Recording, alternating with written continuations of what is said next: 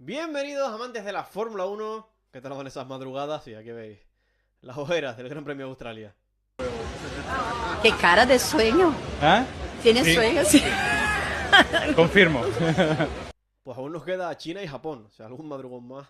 Luego veremos si recuperamos la normalidad horaria, si el calendario sigue según está establecido o hay algún cambio con lo que estamos viviendo a nivel mundial. Vamos con el Gran Premio de China 2005. Antes de hablar de toda la reglamentación, de las circunstancias de la carrera, lo primero, con lo que mejor me lo he pasado ha sido deleitándome con el sonido de los V10.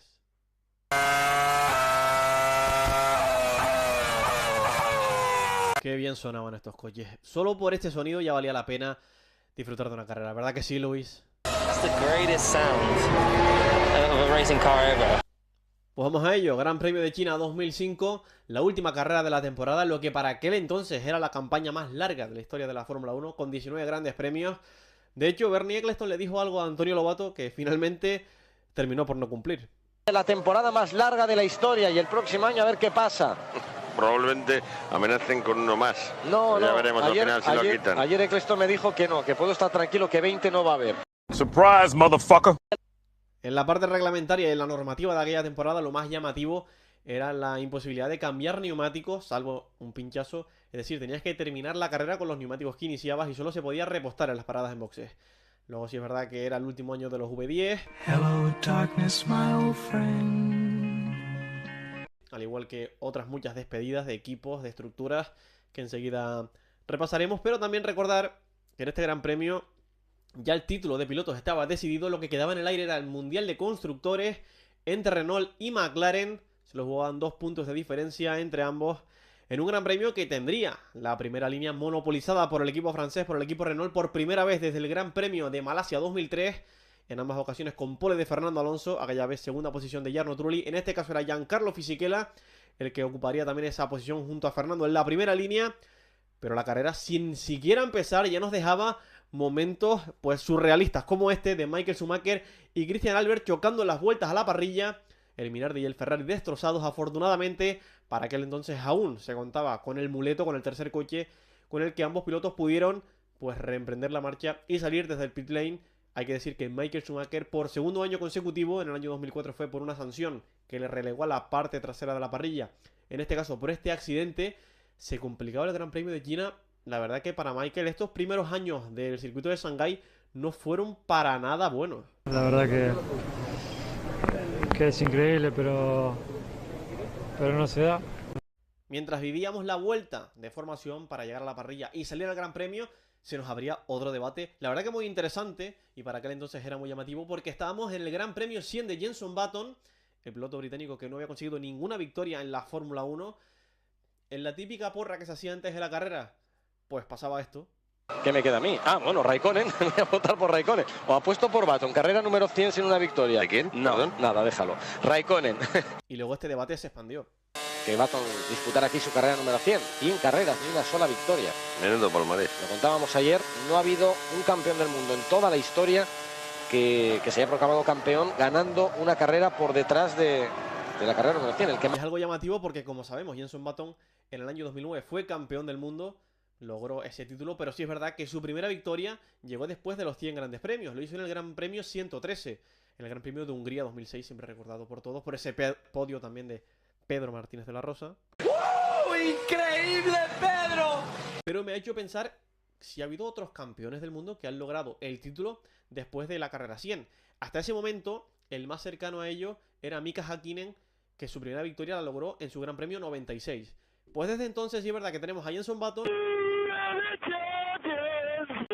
pero tenemos a Nico Rosberg porque su victoria en el Gran Premio de China 2012 pues fue después de 111 Gran Premios, y la victoria de Lando Norris en el Gran Premio de Miami fue después de 110 grandes premios. O sea que hemos vivido, digamos, a 3 pilotos que lograron el título de campeón del mundo después de lograr su primera victoria tras 100 grandes premios. ¿Y qué? Una vez repasado este dato que nunca nadie pidió, vamos con la carrera porque semáforo en verde, arrancaba el Gran Premio, salía Fernando Alonso como un auténtico cohete y se marchaba, mientras que Giancarlo Fisichella, haciendo un homenaje cultural, construyó la Gran Muralla China para sostener tanto a Kimi Raikkonen como a Juan Pablo Montoya, y los fue reteniendo los dos McLaren, también apoyándose en la mayor velocidad punta que tenía el Renault, puesto que habían apostado por menos ala para poder aprovechar la larga recta hasta la curva 14. El que también tuvo una salida meteórica fue Takuma Sato. También es verdad que se saltó a la salida. Por lo tanto, recibió un drive-thru como penalización, lo que nos regaló una batalla entre leyendas como eran Takuma Sato y Narain Karthikeyan. ¡Impresionante la batalla! Ahí veíamos la decoración del Bar Honda en esa última carrera, una decoración especial también. La carrera estaba siendo bastante anodina, mientras Fernando Alonso seguía abriendo una brecha de tiempo notable. Bueno, llegó hasta los 14 segundos de distancia, cuando entonces nos topamos con el enemigo natural de la Fórmula 1. Y sí, esto no viene de ahora, ni de Las Vegas, ni de hace unos años. Una alcantarilla. Vemos como Juan Pablo Montoya pasaba por encima de un vierteaguas que se había soltado y lo obligaba a parar en boxes, mientras teníamos el primer safety car de la carrera.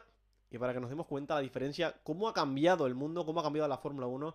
En aquel entonces salta el vierteaguas, lo recogen de aquella manera, el safety car sigue rodando, no hay bandera roja y lo mejor es el sistema para comprobar que el resto de vierteaguas estaban en su sitio. ¡Tecnología! Mientras tanto estábamos en el safety car cuando veíamos una aparición fugaz de Adrian Newey, aún enrolado en el equipo McLaren.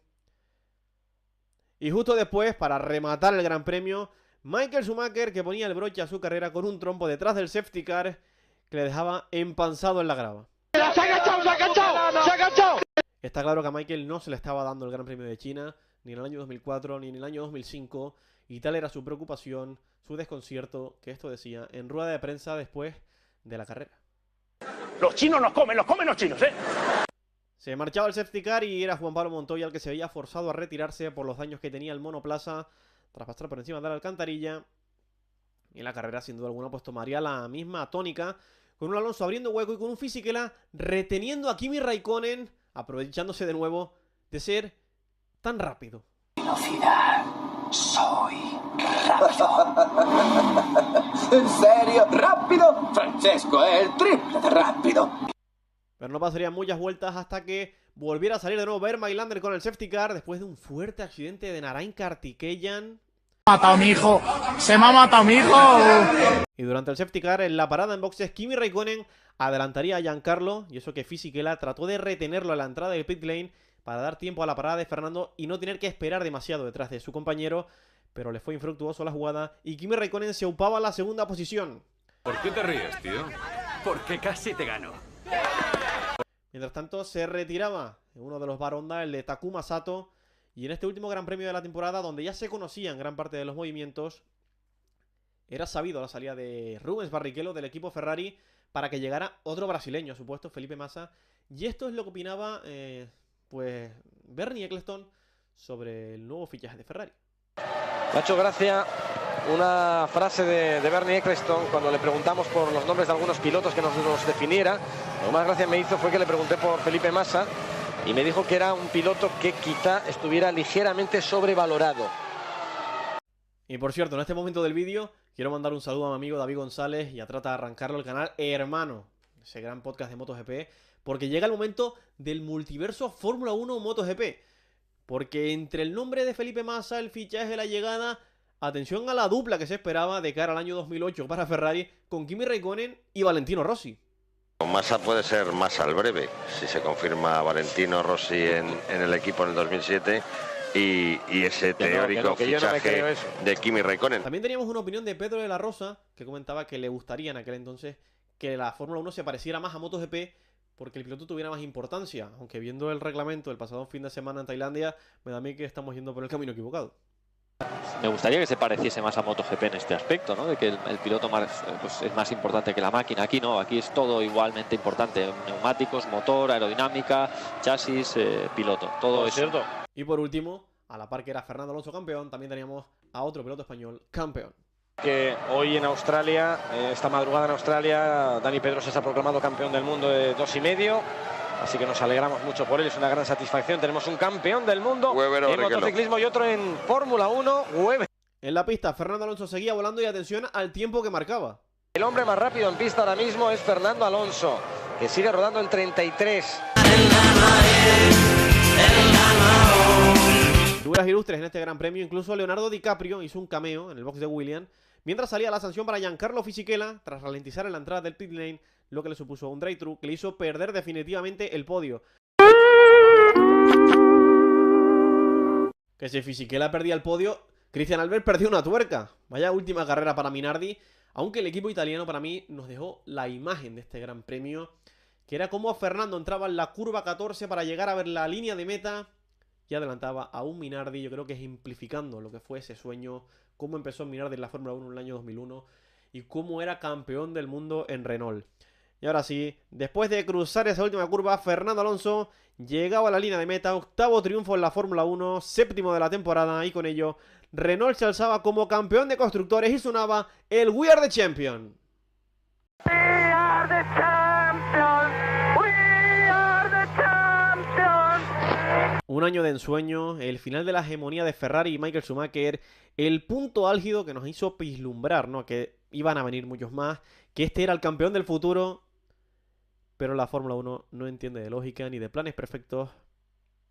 Y ya sabemos cómo ha sido la carrera de Fernando Alonso. Volviendo a Shanghái, pues ya sabemos que la primera posición fue para Fernando, segundo Kimi Raikkonen, tercero Ralf Schumacher, cuarto Giancarlo Fisichella, quinto Christian Klien, sexto Felipe Massa, séptimo Mark Webber y consiguió el último punto en la última carrera de Baronda, el hombre de los 100 grandes premios, Jenson Button, que entraba en la octava posición. Sigue evolucionando. Cuando llegaban los coches, cómo rugían esos V10. Todo el mundo se tapaba los oídos ante el estruendo de estos motores en su despedida. Y antes de la celebración, un pequeño susto, porque hubo un conato de incendio en el R25 de Fernando, que una vez extinguido, eso sí, nos regaló el momento, la imagen, sin duda alguna, más icónica de Fernando Alonso en lo más alto, sostenido por Flavio Briatore, como si de un símil literario se tratase. Fernando, gracias por tutti. En el antepodio viviríamos el intercambio de palabras con Ralf Schumacher, con el que un año antes intercambió más bien gestos. Una celebración por todo lo alto, como podéis ver aquí, aunque Flavio Briatore estuvo a punto de marcarse un Sergio Ramos con la copa. De cara al año 2006 viviríamos diversos cambios, el principal, el adiós al V10. También despedíamos a Baronda, a Jordan, a Minardi. Un Minardi que iba a pasar a ser Toro Rosso, y esto es lo que le parecía a Gonzalo Serrano. El nombre nuevo del equipo, el Toro Rosso, desde luego ha sido una muy original. Lo de Red Bull, Toro Rosso, bien. Esto de Red Bull, Toro Rosso, o los varios nombres que ha tenido.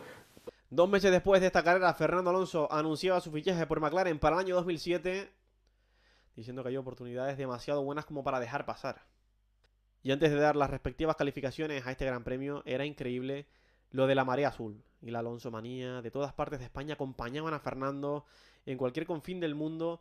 Incluso los locales se ataviaban con los colores del español. Y es más, un compañero de parrilla, como fue Guan Yu Zhou, se vio envuelto por la pasión que despertaba el de Renault y nos regalaba esta imagen. Y ahora es el momento de darle una calificación a la carrera. Y desgraciadamente, aunque es una victoria de Fernando, es histórica y tiene mucho peso, pues la carrera es aburrida. Sí es verdad que fue ganando con los acontecimientos que fuimos viviendo, pero me da la impresión que en general en el año 2005, quitando el esperpento de Indianápolis, todas las carreras tuvieron esta tónica. Quizás el no poder cambiar de neumáticos estandarizó demasiado el ritmo de las carreras, y sí es verdad que los repostajes nos daban un poquito de vidilla con el ritmo, pero esta carrera, pese a que, como digo, es una victoria de Fernando, una victoria dominante de Fernando, liderando todas las vueltas. Solo le faltó la vuelta rápida para hacer el hat-trick, pues no la puedo sacar de aburrida. Es verdad que no sería una carrera que yo le pondría a alguien que nunca ha visto la Fórmula 1 para engancharla a ella. Solemos cometer el error de cuando le ponemos una carrera a alguien que nunca ha visto la Fórmula 1, de ponerle Europa 2007, Valencia 2012, Alemania 2019, carreras locas, carreras que generan quizás una expectativa que luego cuando ves un fin de semana normal no sucede.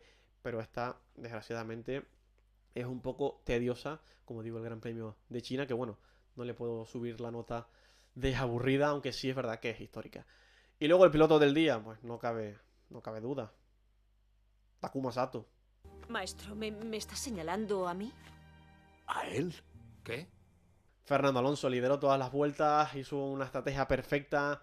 La salida fue meteórica, no cometió un solo error, se llevó la victoria, se llevó el título, cantó en la radio. O sea, no sé qué más le podemos pedir a Fernando, que hizo un fin de semana inmaculado. Hacer la temporada con un broche perfecto para dedicárselo a la afición española que se había desplazado al circuito de China, y para cerrar un año de ensueño y estar seguramente en la cima en aquel momento. Y esto ha dado de decir el Gran Premio de China 2005. Próxima parada, Gran Premio de Japón. Felices madrugadas a todos.